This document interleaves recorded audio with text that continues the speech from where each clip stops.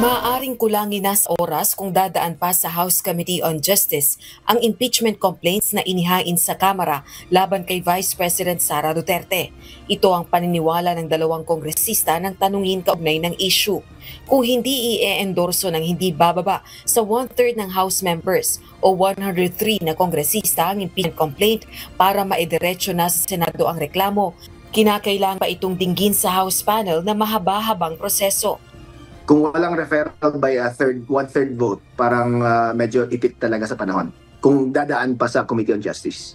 So medyo mahaba-haba talaga ang proseso if it goes through the Committee on Justice route.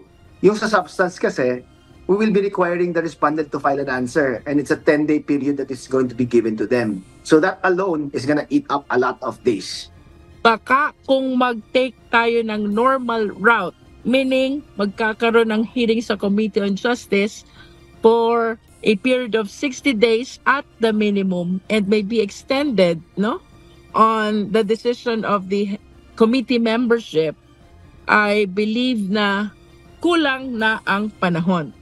Kaya naman kasalukuyan ng kumakalap ng pirma mula sa kanilang mga kasamahan ang Makabayan Bloc lawmakers na nag-endorso ng ikalawang impeachment complaint laban kay VP Duterte. Anila na ipadala na nila ang digital copy ng kanilang reklamo sa kanilang mga kasamahan upang mapag-aralan ito sa pamamagitan ng chat group. Target nilang makakuha ng 106 na pirma mula sa kapulungan para sa resolution of impeachment na kanilang isinusulong at maidiretso na ang reklamo sa Senado. Higit pa ito sa 1/3 ng kinakailangang pirma. Maasap na talaga kasi ito na kasi yung shortcut way, yung pinakamabilis na makakagather ka na agad ng 1/3. So, we're giving our colleagues yung weekend para mapag-isipan, mabasa yung buong complaint at kung sakaling gusto nila magpirma doon sa endorsement, mahal namin yan by Monday. In short, pumirma na sila para nang sa ganon, maipasa na natin ito sa Senado at mapag-usapan na ito. Very simple lang, 1 ground, 3 acts. Kayang-kayang i-digest kahit ng mga simpleng mamamayan itong usapin na ito.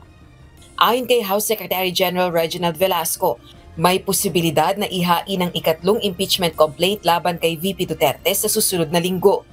Ito anya ang hinihintay nila bago i-refer ng sabay-sabay ang mga reklamo sa tanggapan ni Speaker Martin Romualdez.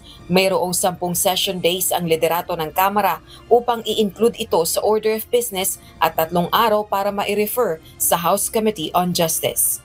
Rosa Licoz, UNTV News and Rescue. Diyos ang aming sandigan, serbisyo publiko ang aming pinahahalagahan.